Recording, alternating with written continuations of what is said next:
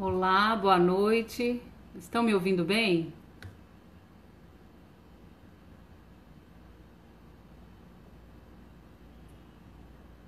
Boa noite, doutora Andréia. Muito feliz pela senhora ter vindo aqui. Senhora não, você, né? Ter vindo participar aqui e prestigiar a nossa live de hoje. Doutora Maxiele, uma querida de Paragominas.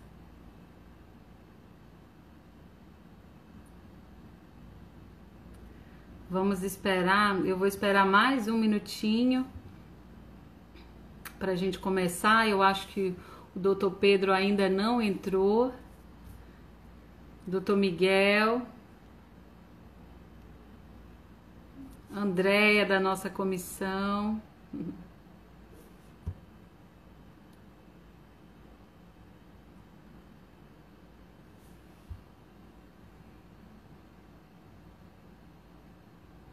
Vou só esperar, olha, o doutor Pedro acabou de entrar.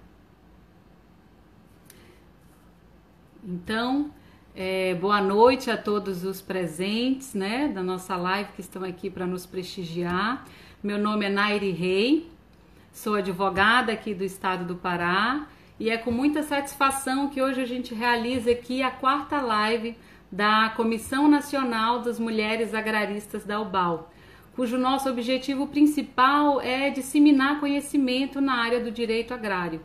E hoje a gente tem um convidado muito especial, que é o Dr. Pedro Puccini Mendes.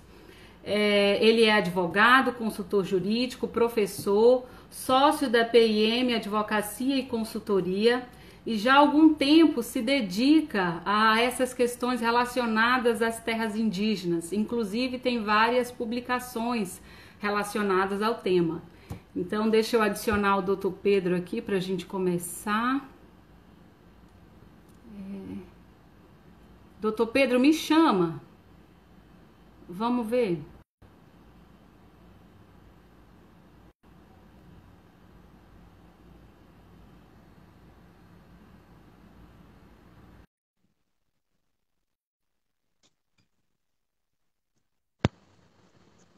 Pronto. Oi, doutor Pedro, boa noite. Boa noite. Tá me ouvindo bem? Sim, perfeito. Meu áudio Ai, também? Tudo certo? tudo certo. Mais uma vez, muitíssimo obrigada, viu, por ter aceito o convite da nossa comissão em participar dessa live hoje, dividir conhecimento com todos que estão aqui com a gente hoje. Imagina, sou eu que agradeço. É um privilégio poder participar. Como o senhor me falou que queria fazer umas considerações iniciais, fique à vontade. Estamos aqui para ouvi-los. Ah, já? Então vamos lá. Já, Bom, o tema hoje é bem espinhoso, então acho que a gente tem que aproveitar ao máximo aí o nosso tema, o nosso tempo, né? positivo. Como eu estava te dizendo, né, nos bastidores, eu falei necessário talvez a gente fazer alguns esclarecimentos antes de começar a nossa live, apresentar o tamanho do problema, o tamanho da polêmica, né? Então, antes de mais nada, para melhor situar o nosso telespectador de hoje, me permite apenas fazer algumas considerações iniciais sobre por que o assunto de hoje, coincidentemente, virou matéria da mídia nacional, né? Bom, também é necessário falar, primeiramente, que eu sou, desde sempre, advogado, atuante nas causas agrárias e ambientais, sem qualquer outro interesse nesse assunto, senão a melhor ciência jurídica, né? O que é o objetivo dessa live de hoje. Né? Mas, acima de tudo, também o combate à fake news jurídica, a fake news fundiária, né? Que tem induzido muitas correntes de estudo equivocadas na interpretação da legislação. O meu estado, Mato Grosso do Sul, assim como muitos outros estados, assim como o Pará, vive um permanente conflito aí, né, de terras onde invasões são feitas pelo exercício arbitrário das próprias razões, né? E ambos são crimes tipificados pelo Código Penal, né? E que no Mato Grosso do Sul já soma mais de 150 propriedades invadidas e que afeta diretamente a economia do Estado, impactando o território para todos os cidadãos. Eu não sei o número no Pará, né? Mas no Mato Grosso do Sul a realidade é essa, são mais de 150 propriedades. E o assunto de hoje, ele virou matéria da mídia nacional. E ele virou matéria da mídia nacional por falta de bom senso, por falta de segurança jurídica, falta de limites, né, falta de melhor entendimento sobre gestão pública, já que o assunto ele é induzido como se fosse uma questão entre índios e produtores apenas, né? Opressores oprimidos, supressão de direitos culturais, né? E essa questão, na verdade, ela vai muito mais além. Por isso que eu acho muito importante essa iniciativa de hoje. Porque essa questão de hoje, ela traz princípios básicos de gestão na aplicação de recursos, no planejamento territorial do Brasil, né? Eu gosto tanto desse tema políticas públicas, né? Então é um assunto que envolve a todos os cidadãos. E é aí que o executivo, o legislativo, o judiciário e quem mais que se coloca opinando nesse assunto precisa lembrar sobre aquilo que é importante e urgente na escala de priorização, né?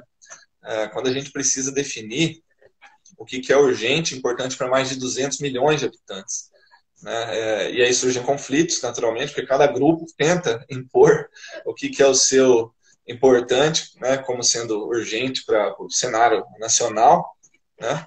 E o Brasil se volta, então, para atividades urgentes de uma minoria, e que não são, assim, que na verdade deveria voltar um olhar ainda mais amplo nos impactos dessas situações. Então, acredito que o momento hoje ele é de separar essas discussões de povos como estas, né, porque todos nós perderemos pela falta de capacidade de priorização. E lembrando aquele estudo da Embrapa Monitoramento por Satélite, que já falou que 37% no Brasil já está atribuído ao Estado, né? E aí inclui-se terras indígenas, unidades de conservação, né? Onde que vamos parar, né? Desse jeito. E fico decepcionado de ver algumas notícias calculando quantidade de terras que produtores têm versus quantidades de terras que os índios têm. Eu li uma notícia no G1, não tem nem receio de falar isso, né? Considerando o número de matrículas, né, versus o número de indígenas, que é por cabeça, né? Cada matrícula tem 2, 4, 40 proprietários dentro de uma matrícula, né? Então, quanta fake news, né? A gente não aguenta mais. Bom, então, há quem diga também que esse assunto, se for julgado pelo Supremo, ele vai trazer pacificação, né? Acho que muito pelo contrário. Dependendo da decisão do Supremo, vai trazer o caos, vai trazer a insegurança jurídica, a insegurança para a vida, né, de quem está no campo, temendo que a qualquer momento vai ter invasão, sem qualquer respaldo processual ou judicial, né? Então, acho que agora a gente pode começar a debater o nosso assunto. Mas, doutor Pedro, eu acho sim que essa grande repercussão é importante justamente para que a gente possa lançar um olhar técnico sobre essa questão, né, para que aí a gente consiga contribuir para a amplitude desse debate que é público. Uma discussão territorial, sem polarizar índio contra produtor, né? Sem dúvida, sem dúvida. Então vamos começar. Então, acho que agora a gente pode começar. Sim, com certeza. Nosso tema de hoje, terras indígenas, terras brasileiras. Doutor Pedro, a gente sabe que em todas as constituições brasileiras, com exceção da Constituição de 1891, foi assegurado o direito à posse dos territórios ocupados pelos índios. E a Constituição de 88 não foi diferente. Ela assegurou o direito às terras tradicionalmente ocupadas, indo além, falando em preservação do patrimônio cultural. Então, até para contextualizar, quem está acompanhando com a gente a live de hoje, fala um pouco para a gente sobre o que são as terras indígenas, sobre essa posse e usufruto dos índios, e também explica um pouco o que vem a ser essa preservação do patrimônio cultural que está previsto na nossa Constituição aí de 88. Bom, vamos primeiro fazer uma sequência lógica, né, de raciocínio para quem possui uma melhor compreensão de hierarquia das leis, né? Primeiramente, a Constituição Federal ela cria os direitos indígenas, né? E logo abaixo, o Estatuto do Índio, né, que é uma lei federal, ou seja, Constituição, lei federal, depois decreto. Então, logo abaixo, o Estatuto do Índio, no artigo 17, ele cria 3 tipos de terras, né, que são as terras tradicionalmente ocupadas, as áreas reservadas, ou seja, as reservas indígenas, né, e as terras de domínio, ou seja, aquelas que o indígena adquiriu, né, que é de domínio dele. Então, as chamadas terras tradicionalmente ocupadas são aquelas mais polemizadas, né? Porque há uma discussão temporal da ocupação, uma discussão antropológica, ancestral, né? E que aquelas previstas no artigo 231 da Constituição Federal, né, que reconhece aos índios os direitos originários sobre as terras que tradicionalmente ocupam, competindo ou não demarcá-las, né? Bom, o importante, o artigo 231, parágrafo 1º, ele diz o seguinte, que são tradicionalmente ocupadas pelos índios as por eles habitadas em caráter permanente, né? Vírgula, as utilizadas para suas atividades produtivas, vírgulas, imprescindíveis para a preservação dos recursos ambientais e seu bem-estar, vírgula de novo, né, as necessárias para a reprodução física, cultural, segundo usos, costumes, tradições. Enfim, são esses os tipos de terras, né? São 3, de acordo com essa classificação. Aí você me perguntou sobre posse, usufruto e preservação cultural. Bom, é interessante tocar nesse ponto, porque também está em pauta essa questão da posse, usufruto e preservação cultural, desde que surgiu um grande grupo econômico agrícola indígena chamado Índios Parecis, né? A mudança de paradigmas para o uso das terras indígenas e estão misturadas essas questões culturais, usos, costumes, tradições. Enfim, segundo a leitura que se faz da Constituição Federal, apenas as terras tradicionalmente ocupadas, elas, não as áreas reservadas ou as terras de domínio, elas teriam, segundo o artigo 231, parágrafo 1º, uma destinação específica, que seria para essa preservação cultural, né, dos recursos ambientais, das tradições, enfim. E o curioso é que nessas áreas em que são exatamente essas áreas, as tradicionalmente ocupadas, que habitualmente acontecem as invasões, né? E os debates jurídicos, e normalmente são as áreas onde já aconteceu o uso consolidado, né, da agropecuária extensiva, né? Então, o que acontece com isso? Ora, se são demarcadas terras tradicionalmente ocupadas, que têm que ter usos e costumes tradicionais, em uma área agropecuária com uso extensivo já consolidado, o texto do artigo 231 é esvaziado, né? Então, nós temos um grande dilema. Eu acho interessante até pensar na seguinte situação, né? Imagina uma área de produção agropecuária já consolidada faz anos, décadas, e que essa área foi decretada pelo governo como uma unidade de conservação, né, por causa da proximidade com algum bioma, ou com uma área fragilizada, enfim. Essa área ela vai voltar a ser uma vegetação repleta de natureza, fauna, flora, né, nos seus estados originais. E as invasões indígenas em áreas produtivas, já consolidadas também em anos, décadas, se demarcadas, vai ser destruída essa área produtiva para tentar retomar um estado originário, para que os índios tomem posse dessa área, né? Então, e outras 2 observações, né? Quando eu falei do grande grupo econômico indígena, que é os Parecis, né? Também 2 observações são importantes na quebra de paradigmas para esses indígenas produtores. Afinal, esse grupo foi uma grande demonstração de que eles querem se inserir no agronegócio, eles querem rentabilizar a sua terra, né? 2 grandes observações, que são os transgênicos e os defensivos agrícolas. Os transgênicos, né, para poder resistir a pragas, clima, enfim.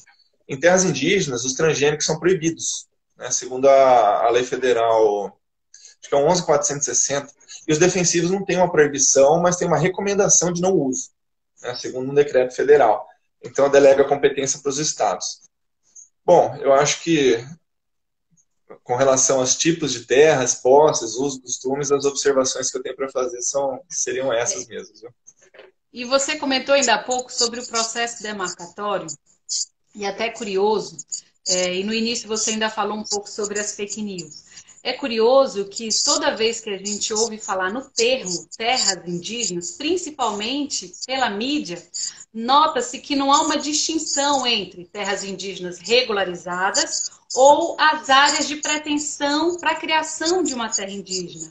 Então, nesse sentido, Pedro, explica um pouco para quem está acompanhando a gente como é que se dá esse processo demarcatório das terras indígenas para que, de fato, elas sejam chamadas como terras indígenas, como o termo que se deve, terras indígenas regularizadas e homologadas.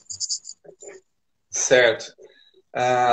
Duas observações são necessárias. Então, primeiro, que o artigo lá dizia competindo a União demarcá-las, e o segundo, habitadas em caráter permanente. Né? Bom, pois bem, o termo competindo a União demarcá-las significa que necessariamente tem que ter um devido processo legal. É uma sequência de ritos, critérios, e eles são determinados por um decreto regulamentador. Né? Regulamentador de quem? Do Estatuto do Índio, no artigo 17. Então, é o decreto 1775 de 1996. E ao contrário do que muita gente se equivoca, ele não regulamenta o artigo 231. Não tem como um decreto regulamentar um artigo de Constituição. Ele regulamenta uma lei, né? A lei do Estatuto do Índio, artigo 17. Então, ele traz algumas orientações para que as terras sejam administrativamente demarcadas pela FUNAI. E que, por incrível que pareça, também é um outro paradoxo, né? Já que a FUNAI, por lei, tem o dever de fazer a defesa dos direitos indígenas e, ao mesmo tempo, conduzir o processo de demarcação, né? É um paradoxo, né, que foi criado aí, um conflito de interesse nítido, né? Mas, enfim. Em resumo, as etapas, eu até já aproveito para fazer uma pequena propaganda aqui, né? As etapas eu escrevi num capítulo desse livro, né, do Agronegócio, Direito e Interdisciplinaridade, uma obra coletiva que acabei organizando. No final a gente comenta um pouquinho sobre, né? Mas nesse livro eu escrevi um capítulo e eu esquematizei numa tabela aproximadamente 15 etapas do processo de demarcação. Né? Aqui começa. Eu falo bem rapidinho, não tem como a gente, né, esgotar essa discussão aqui, mas bem rapidinho. Começa numa portaria de instauração do processo, né? É publicada uma portaria dizendo que essa área vai ser estudada. E aí segue para a elaboração do relatório circunstanciado. Esse relatório circunstanciado ele vai ser feito por um grupo técnico. Um grupo que pode ser formado por antropólogo, que vai conduzir os trabalhos, né? Então, o tal do laudo antropológico, o relatório circunstanciado são sinônimos. O antropólogo, geógrafo, topógrafo e quem mais a FUNAI entender que deve participar desse processo. Feito esse levantamento fundiário, são solicitadas informações também, né, de órgãos públicos, entidades civis, da área objeto dessa informação, a participação dos estados, dos municípios e demais interessados na manifestação, que vão apresentar razões, provas, enfim. Um detalhe que eu também gosto um detalhe, na verdade, um baita de um detalhe muito importante, é interpretar esse decreto junto com a Lei dos Processos Administrativos Federais, a 9784 de 99. E aí a gente ganha ainda mais etapas no processo de demarcação, como, por exemplo, arguir a suspeição e impedimento, né, desse grupo técnico, porque muitas vezes é muito comum a gente observar que os antropólogos envolvidos já estão comprometidos ideologicamente com a causa indígena, né? Então, algumas etapas precisam ser interpretadas dessa forma. Intima o interessado sobre essas decisões. Então, é publicado depois esse relatório circunstanciado, quando termina esse trabalho, é publicado no Diário Oficial da União, do Estado e na Prefeitura local. Muito importante, a falta dessas publicações também é objeto de anulação do processo, né? Tudo isso é encaminhado para o ministro da Justiça. O ministro da Justiça, com essa portaria, ele vai poder decidir se ela é procedente ou não, pode determinar diligências também, né? Pode reprovar o processo, enfim. Depois intima o interessado dessa decisão. E então, se o processo se encerra de forma procedente, ou seja, declarando a demarcação, isso vai ser levado a registro imobiliário pela FUNAI, né? Isso vai ser integrado ao patrimônio, à Secretaria de Patrimônio da União, né? E então, depois disso, se ainda existir a posse dos particulares, né, a FUNAI pode entrar com a emissão da posse. Então, num resumo, seriam essas as etapas. A gente pode dizer que o processo acaba, alguns falam que acaba com o decreto do presidente da República que homologa, e outros falam que acaba com esse registro imobiliário no cartório, né? Mas, enfim, de uma forma bem resumida, são essas as etapas, né? Um bom resumo, né? Porque a gente sabe que na prática tem bem mais, isso é bem mais espinhoso do que aí o que o senhor acabou de nos falar. E Sim, doutor Pedro, exatamente, muita coisa. já falando, desculpa, o que Não, você não, falou? pode seguir, pode prosseguir. Já entrando nessa questão referente ao processo demarcatório, você citou que há participação dos entes federativos, aí estados e municípios. Mas o que eu queria saber era qual a sua avaliação hoje em como se dá essa participação dos estados e dos municípios, porque o decreto 1775 fala de uma participação mais restritiva. E já depois do julgamento da Raposa Serra do Sol, apesar de ser uma construção jurisprudencial, fala-se aí em uma participação mais ampla, em que esses entes federativos podem participar aí ao longo de todo o processo demarcatório. Fala um pouco para a gente como se dá isso hoje, na prática. Uhum. Bom, a questão da participação dos entes federativos, ela não é apenas uma questão de ser ou não importante. É fundamental que os entes federativos participem, né? Porque eles vão poder apresentar provas, os títulos dominiais, laudos periciais, pareceres, documentos históricos, enfim. É fundamental que os entes federativos participem, embora a gente não veja isso acontecendo, né? Então, cabe aos entes federativos explorar, nas medidas das suas competências, inclusive criar grupos técnicos. Eles podem também formar um grupo técnico composto por profissionais da sua escolha para auxiliar nesse processo de demarcação, né? Isso está previsto tanto no decreto 1775 quanto a lei do processo administrativo federal também permite, né? Então, a intervenção estatal ela é muito válida, ela é muito pertinente, porque são os estados que possuem são os portadores dos títulos, né, que são conferidos aos particulares. E até um exemplo disso é a brilhante atuação da Procuradoria do Estado do Rio Grande do Sul, a quem eu saúdo, uma pessoa extremamente competente, técnica e sensata, que é o procurador do Estado, Rodinei Candeia, né, que eu já tive o privilégio de convidar ele para lecionar em cursos e eventos que eu organizei quando ainda presidente da Comissão de Assuntos Agrários da OAB Mato Grosso do Sul, né? Mas existe aí uma triste notícia, né? Infelizmente eu não tô convencido de que a omissão dos estados, do município, enfim, possa gerar indenizações, porque o decreto 1775, infelizmente, ele fala poderá, né? Então, poderá participar do processo. Portanto, ele não criou um dever legal. Um dever legal que poderia gerar danos pela omissão, né? Então, infelizmente, nesse ponto, o decreto 1775 ele pecou, né? De não falar deverá auxiliar.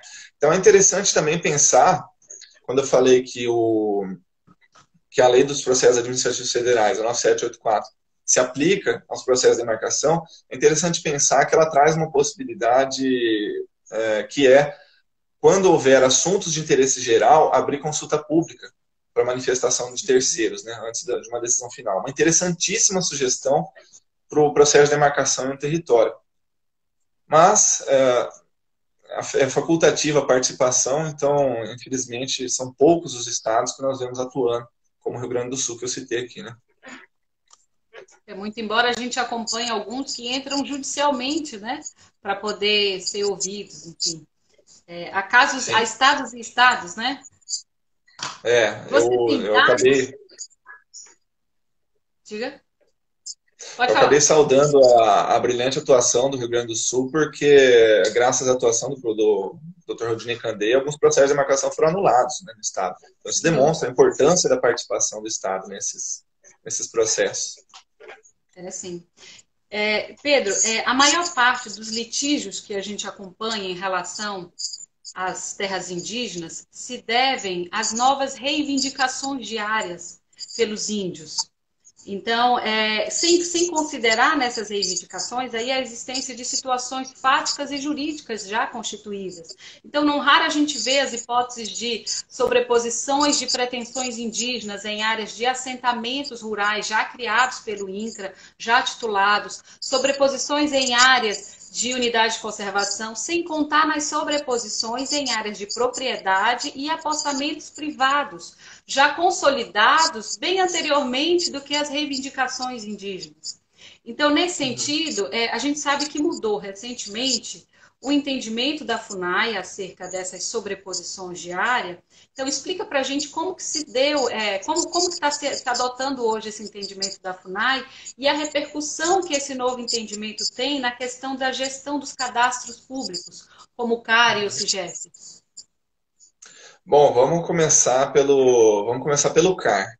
O CAR veio primeiro nesse assunto sobre a posição de terras, né? Eu já falei em alguns textos que eu escrevi sobre a importância da gestão cadastral. Né? Salvo engano, em 2017 eu escrevi um texto para a Escola de Consultoria apontando aproximadamente 6 cadastros que uma propriedade rural deve ter, onde está cada vez mais próximo o momento em que essas informações desses cadastros vão se cruzar e temos essa realidade na situação das terras indígenas e particulares quando da sobreposição do CAR e do CIGEF, né? Então, primeiro o CAR. O Ministério do Meio Ambiente ele cometeu um grave equívoco ao editar a Instrução Normativa número 2 de 2014, que veio junto com o início do prazo do CAR, né? E ela se utilizou da expressão demarcadas, ao invés de homologadas. Então, permitiu que a FUNAI incluísse no cadastro ambiental rural quaisquer terras em pretensão de demarcação, né? E pior, no artigo 59 dessa instrução normativa, ele dizia assim, consideram-se inscritas no CAR as terras que compõem a base de dados do SICAR indicadas pela FUNAI, ou seja, indicadas, não dizia qualquer critério, né? Então, e o Mato Grosso do Sul também não fez diferente. Infelizmente, também cometeu um grave equívoco, que foi na resolução 11 de 2014, ela diz que a resolução que deveria orientar, né, o cadastro ambiental rural, ela fala em terras indígenas com base em portaria do ministro da Justiça, ou seja, aquela primeira portaria que eu expliquei aqui no processo de demarcação, né? Então ela acaba não definindo, né, que seriam as homologadas. E o CIGEF, né? O CIGEF, o Sistema de Gestão Fundiária, só para contextualizar aqui, né? Ele é utilizado pelo INCRA nos processos de certificação e georreferenciamento de imóveis rurais, né? E na época que foi criado o CIGEF, ele tinha o objetivo de dar transparência, né? De dar transparência nos atos dos órgãos públicos e, para isso, ele permitiu a integração dos dados com a FUNAI, com o ICMBio, com cartórios de registro de imóveis. Mas essa facilitação virou um transtorno para o produtor rural, né? Ela virou um abuso de autoridade com a má gestão desse sistema. Então foram inseridas terras indígenas identificadas, delimitadas. Então nós já falamos aqui que são só pretensões de demarcações, né? Então com isso o problema é que com essa sobreposição nem tanto o CAR, muito mais o CIGEF. O problema dessa sobreposição é que o dono do imóvel não consegue praticar qualquer ato registral imobiliário, né? Como o registro de compra e venda, os desmembramentos de matrícula, as unificações de matrícula, a verbação de condomínios, multipropriedade, enfim, além do acesso às políticas públicas, né? Então, são verdadeiras afrontas para o direito de propriedade, o direito do proprietário de usar, de dispor do seu imóvel. Então, ele acaba deixando de praticar atos decorrentes do próprio direito de propriedade, né? Então, surge, então, a Instrução Normativa número 9, de 16 de abril desse ano. Essa é a novidade, né, que você me pediu para comentar aqui. Essa Instrução Normativa ela foi combatida pelo movimento indianista como se tivesse tirado direitos, né? Simplesmente, essa Instrução Normativa fez nada mais, nada menos do que uma correção justa para evitar essa má utilização do sistema pelos seus usuários, né?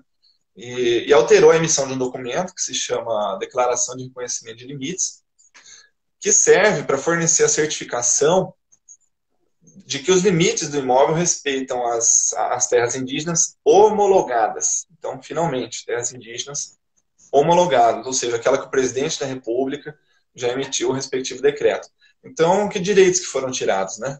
A certificação do imóvel, ela não é considerada direito de propriedade, né?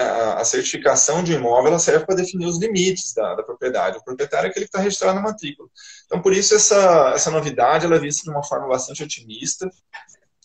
ela é um grande passo no aumento da segurança jurídica para a certificação dos imóveis, essa retirada das sobreposições todas, né, e que vão respeitar tanto o direito de propriedade quanto o direito dos indígenas. Então não tem nada de ofensivo nisso, né. A expectativa também é que a FUNAI vai parar de emitir esses documentos que vão restringir a posse, né, porque é isso que estava acontecendo na verdade. E, consequentemente, acabava impedindo a atividade produtiva, né. A expectativa também, eu acho que é ainda maior dos engenheiros, dos topógrafos, dos cartógrafos, porque vai dar mais credibilidade para o trabalho deles, já que eles assinam a RT, eles usam tecnologia de sensoriamento remoto, enfim, fora a redução de custos. Então, eu acho que são essas as novidades aí com relação a... E aí, assim, a certificação do georreferenciamento não gera domínio. Então, deve-se entender que é o seguinte, vamos certificar o quê? O georreferenciamento. Agora, quanto ao processo administrativo de demarcação da terra indígena, vai seguir seu curso normal. É justamente isso que, assim, aqui no Pará a gente tem muitas essas situações. Dessas áreas que estão aí em ampla... de terras indígenas anteriores que estão hoje com pedidos de ampliação de área. E vários produtores estão se vendo aí à margem de toda essa situação, porque não conseguem ter acesso a nada, não têm acesso a crédito, porque não conseguem carro, não conseguem fazer praticamente nada com o seu imóvel. Então, assim, não são reconhecidos, né? Seus GEOs não foram inclusive inibidos do CIGEF. Quem já tinha a certificação anterior, elas foram todas inibidas. E realmente, essa instrução normativa, apesar de estar sendo aí bastante combatida, enfim, teve até uma DPF que foi julgada, isso, né? Eu ia comentar, ela, exatamente. Em relação a ela, enfim, não foi conhecida, né? De qualquer modo, a gente também tem notícias de que o Ministério Público também teria entrado com alguma petição nesse sentido também, tentando inviabilizar aí essa instrução normativa. Mas, de qualquer modo, é um documento... Então, ela não tira, assim, desculpa te interromper, ela não tira direito de ninguém. Né? Não tira. Mas vamos ficar de olho porque o Ministério Público Federal já atacou essa instrução normativa, o partido, né, acho que foi o Rede de Sustentabilidade, entrou com essa DPF, e aí o Fux acabou, como diz a Luana, né, minha colega de atuação nessa área, ela disse assim, não ajuda nem atrapalha, né? Então o Fux acabou não decidindo o mérito e foi pela admissibilidade da ação, enfim, mas vamos ficar de olho, né? Mas essa instrução normativa, ela traz um cenário muito otimista. Sim, verdade, sem dúvida. E, Pedro, não há como a gente não tratar hoje dessa live sobre o assunto aí do momento, que é aquela decisão, tanto quanto heterodoxa, do ministro Fachin, né, que resolveu aí por suspender os efeitos do parecer vinculante da AGU, né, que dava aí, que trazia, dizia o que era o marco temporal e dava balizamentos a esses processos demarcatórios de terras indígenas. O que você tem a contribuir com a gente em relação a essa fatídica decisão? Bom, a questão é marco temporal, né? Bom, marco temporal, esse assunto ele foi pacificado, no caso Raposo Serra do Sol, a petição 3888 do STF, a súmula 650, e agora, aquilo que começou como, eu até falei isso no canal Rural, né, o que começou como uma inocente suspensão dos processos de demarcação pelo Covid, né, inclui sorrateiramente, em regime de repercussão geral, a suspensão do parecer 001 de 2017 e o marco temporal. Né? Então, um perigo gigantesco para a segurança jurídica. Mas vamos lá, o que são esses três? Também de uma maneira bem resumida. Repercussão geral, marco temporal e parecer 001. Repercussão geral, né? Para quem está aqui e não é da área jurídica, né? Significa que um único processo, onde é decretada essa medida processual, faz com que o STF vá julgar de uma única vez todos os demais processos que têm o mesmo assunto. Então ele decide e a decisão é multiplicada para todas as causas iguais. Né? Então, exatamente, como diz o Albenir, apertem os cintos. Marco temporal. Essa oportunidade, ela abre espaço para o que nós chamamos de teoria do indigenato. Né? Aquela antiga conversa de que os indígenas foram donos naturais das terras, uma teoria que nunca foi recepcionada pelo nosso ordenamento jurídico. Né? E por quê? Por que ela nunca foi recepcionada? Eis o ponto. Primeiro porque a nossa legislação, na nossa ordem constitucional, ela proíbe a chamada repristinação. E o que é essa repristinação? É ressuscitar direitos, né? Se é que eles existem. A lei da introdução das normas de direito brasileiro, LNDB, que é um decreto de 1942, ele determina nos seus artigos 2º e 3º que uma norma só volta a valer se explícita, se expressa em outra norma. Não tem repristinação automática, né? Muito menos uma repristinação criada pelos tribunais, igual é o que pode acontecer agora, né? Segundo porque a nova ordem constitucional, né, que era de 88, ela trouxe, sim, o marco temporal, né, sem qualquer menção a donos naturais das terras, o indigenato, né? Então, portanto, não tem possibilidade de retornar os indígenas às terras nas quais um dia, supostamente, estiveram, né? Então, vale a leitura até da súmula 650 do STF. Bom, e por falar em repristinação, lembramos também que a nossa lei de terras, de 1850, ela previa 3 tipos de terras.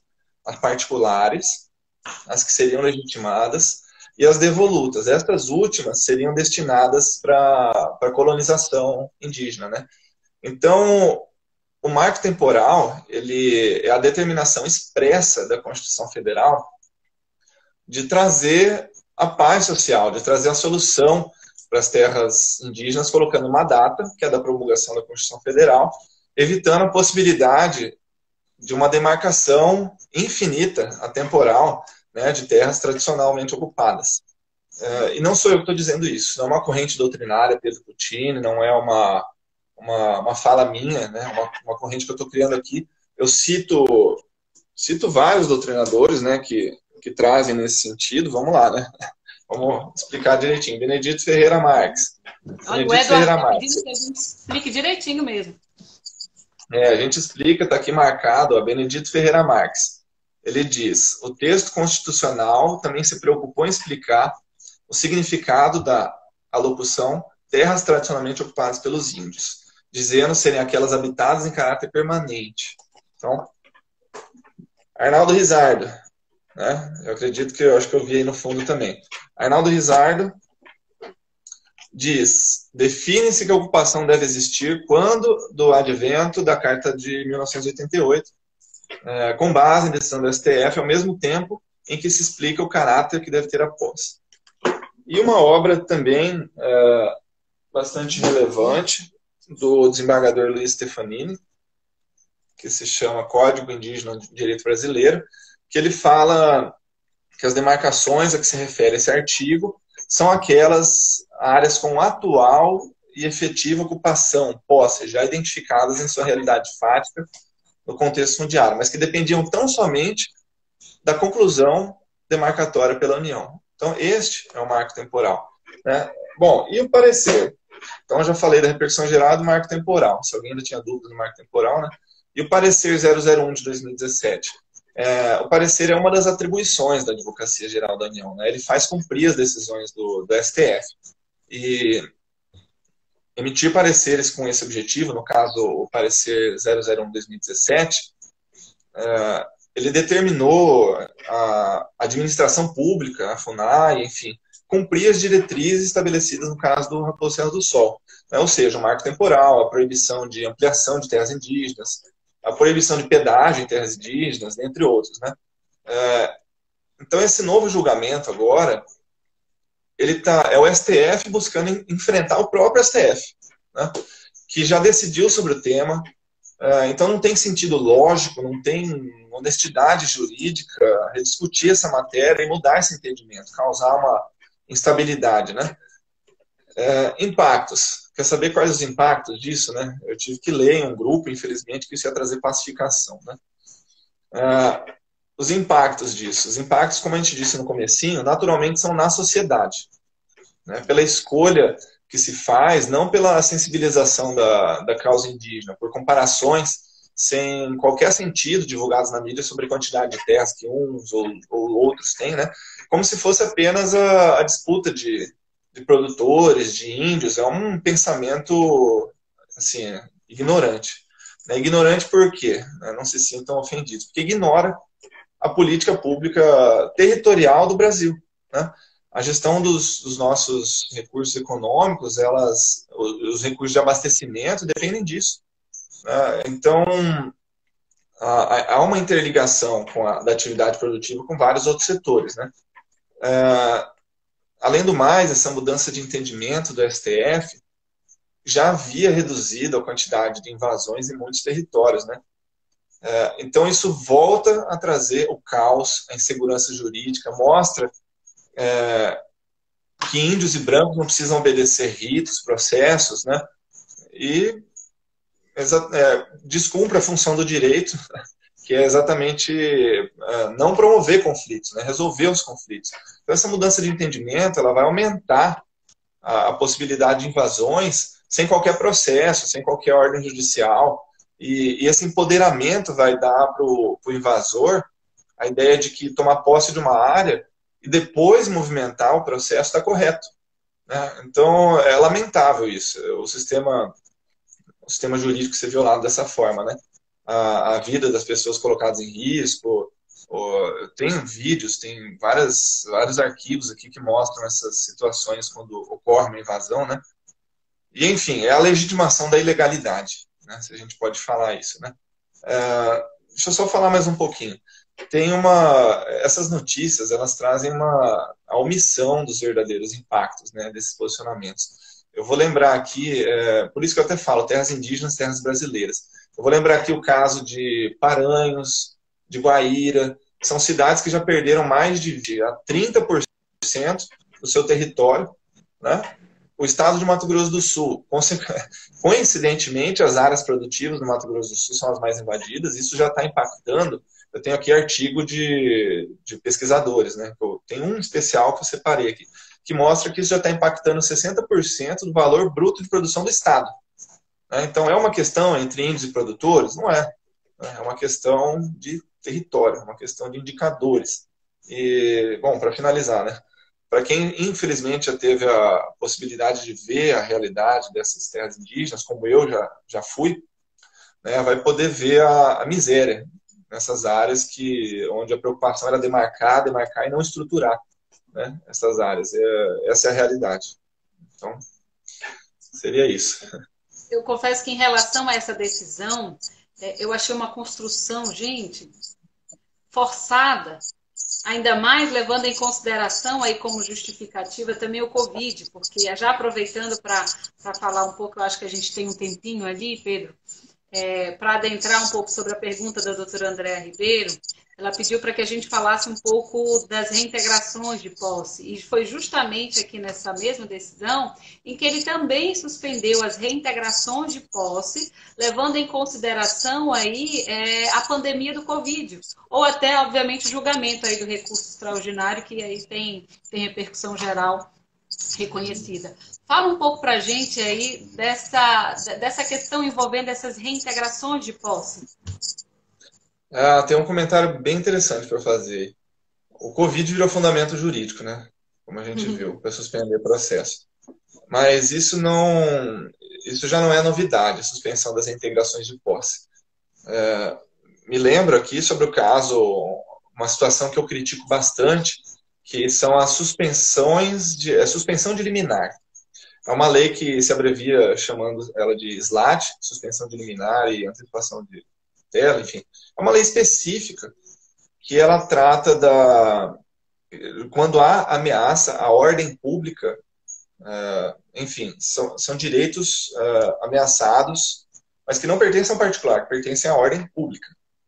E aí, com base nessa lei, ela permite com que uma decisão monocrática dos presidentes dos tribunais, do TRF, do STJ, do STF, seja suspensa. Ela não permite, mas a interpretação dessa subvertida dos tribunais tem sido feita dessa forma, né? Suspende uma reintegração de posse porque ali estaria uma ameaça à ordem pública, à segurança pública. Então, eu estou dando ênfase no público por quê? Porque não é uma questão de ordem pública, é uma propriedade particular que ainda não teve o processo de demarcação encerrado, portanto, ainda é uma propriedade particular, e que teve a reintegração de posse suspensa por questões de ordem pública. Então, É lamentável esse tipo de episódio. Isso aconteceu muito no Mato Grosso do Sul, em várias reintegrações de posse. Eu sustentei num artigo que, com todos os fundamentos, com toda a sequência de raciocínio, que a aplicação dessa lei da suspensão de liminar e reintegração de posse é inconstitucional, porque ela diz respeito à ordem pública e não à propriedade privada. Né? E assim a gente assiste a esses episódios, né, de suspensão de reintegrações de posse por ordem pública, pelo Covid, por falta de contingente da Polícia Federal. Lembrando o caso de dois irmãos do Buriti, se eu não me engano, onde no momento de cumprir o mandado de reintegração de posse, a polícia negociou um prazo com os indígenas e escreveu no verso do mandado esse prazo. E eu acho que tem uma cena também do grupo rasgando o mandado de reintegração de posse. Então, é lamentável que a gente tenha chegado nesse ponto. E para quem tem interesse, eu até gostaria aqui de lembrar que tem alguns sites para ler esses artigos e tudo mais. O academia.edu, eu tenho todos os materiais lá, onde eu cito ali um entendimento muito interessante. São poucos, são vencidos os desembargadores que criticam essa suspensão de liminar e reintegração de posse, mas eu citei no Canal Rural esses dias. O Batista Pereira, do TRF Terceira Região, ele diz que nós estamos sucumbindo à pressão social, né, para utilizar a forma menos onerosa, né, de violar o direito à propriedade. Então é triste a gente ver a falta de cumprimento da ordem judicial. Até porque a outra hipótese seria a compra e venda, né? Então, assim, se for justificado o interesse, sim, da terra indígena, então por que não comprar a área do produtor, indeniza o produtor? Porque a questão toda envolve isso, né? É a saída do produtor de uma área sem indenização nenhuma. Justamente em razão desse direito originário aí que estão resgatando, né? Haveria aí uma outra discussão ainda mais confusa da confusão da demarcação com a desapropriação indireta, né? Então, sim, isso tudo já foi objeto de grandes discussões no estado do Mato Grosso do Sul, já houveram reuniões para definir valores de terras, enfim, mas aí haveria também essa polêmica aí da confusão dos institutos, né? Acaba que aí na região de vocês têm bem mais invasões de terras do que a gente aqui no Pará. Aqui nosso índice é bem inferior, entendeu? Dificilmente ocorre. Na verdade, a nossa maior problemática é quanto às ampliações dessas terras e, enfim, a criação de novas áreas, né? Justamente sob a justificativa de criar aí corredores ecológicos, juntando aí unidades de conservação, terra indígena, enfim, fazendo um mosaico, como sempre se defende. Pedro, nós temos aí 10 minutinhos. Tá, até lembrei aqui que tem mais 2 livros que eu deixei separado para recomendar para quem tem interesse em estudar o assunto. Um livro bem interessante do Procurador de Estado de Santa Catarina, Alisson de Bons de Souza, Processo de Demarcações Indígenas. Este livro, muito interessante, porque ele faz várias críticas ao processo de demarcação, tudo deveria mudar, né? E sobre os bastidores de tudo isso que nós estamos falando aqui, né? Quem atua, quais são os interesses, não poderia deixar de recomendar o livro do professor Lourenço Carrasco, Máfia Verde. E esse livro ele traz nomes, ele traz, enfim, toda a questão de bastidores, né, do processo de demarcação. E eu também gostaria de saudar, né, o Edward Luz, que apareceu aqui pela nossa live, que ele publica bastante material, né, Os Segredos da Tribo, o site dele, né? Então acompanhe aí o que acontece por trás dessa situação, que não é só marco temporal, sim ou não, direitos indígenas, indigenato, tem muita coisa por trás disso, né? Sem dúvida. E o Edward também é o antropólogo, como a gente havia comentado mais cedo, né? O antropólogo que sempre tem a outra visão do outro lado, tem uma visão menos ideológica, né? Sim, exatamente. E falando em recomendação de livros, por que não recomendar aqui o livro do Dr. Pedro, que coordenou, está aqui. Por sinal, eu gostaria já de agradecer que o Dr. Pedro vai nos doar para a nossa comissão um livro para que a gente possa fazer o sorteio depois, tá? Então, está aqui, tem o artigo do Dr. Pedro aqui sobre as terras indígenas, ainda tem o segundo de demais colegas. Temos tempo, doutor Pedro, para responder algum outro comentário? Eu confesso que, assim, claro. Foram comentando, e acabou que eu não consegui precisamente me ater a algum comentário específico, mas já relacionado com a questão das reintegrações de posse, que a doutora Andréa Ribeiro comentou ainda há pouco, se eu poderia explicar um pouco para a gente sobre como é que se dá, como se daria o caso de um proprietário ou de um posseiro se utilizar hoje da legítima defesa da sua posse em razão de uma invasão de terra. Baita polêmica. Baita polêmica. Acontece no estado do Mato Grosso do Sul, está aí mais um direito criminalizado. Né? Assim como há a legitimidade das invasões, há a criminalização de direito, que é a legítima defesa de posse. Né? Bom, se por um lado,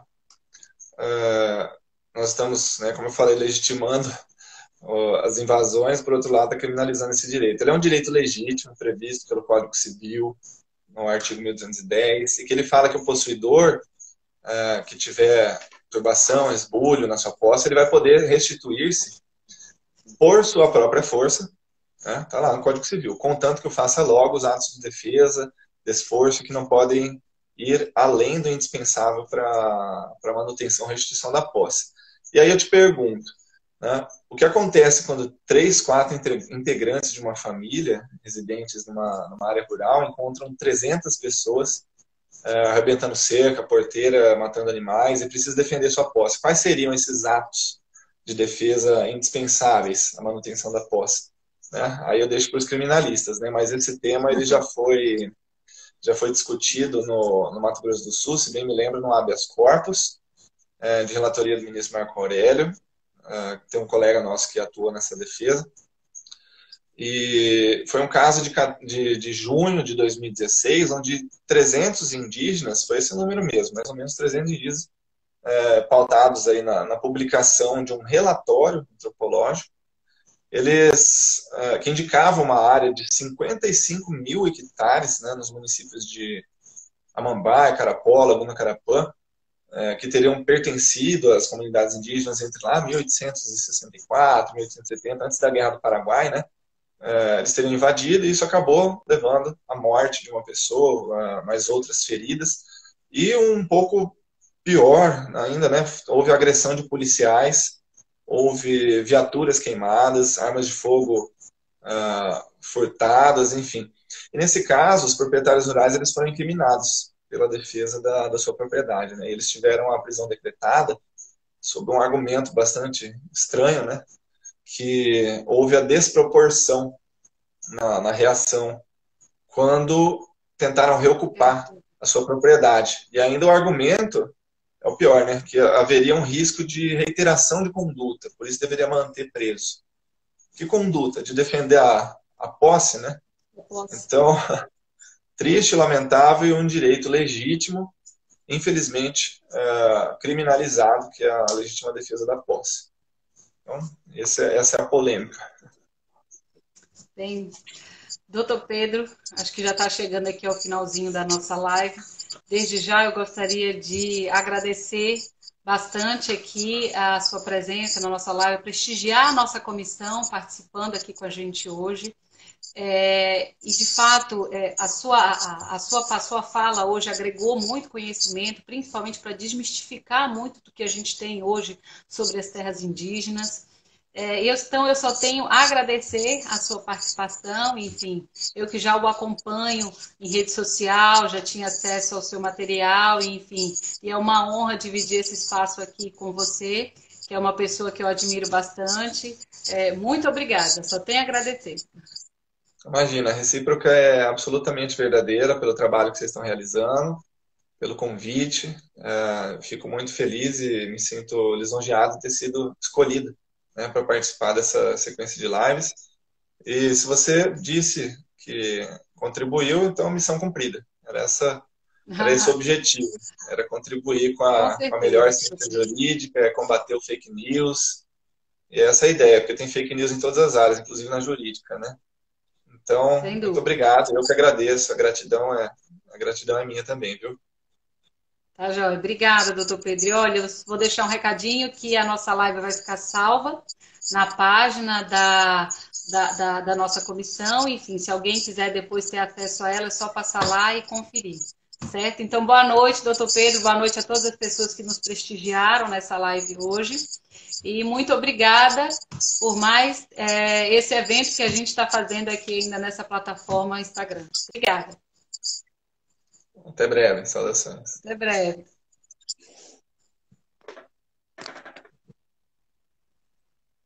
Nice.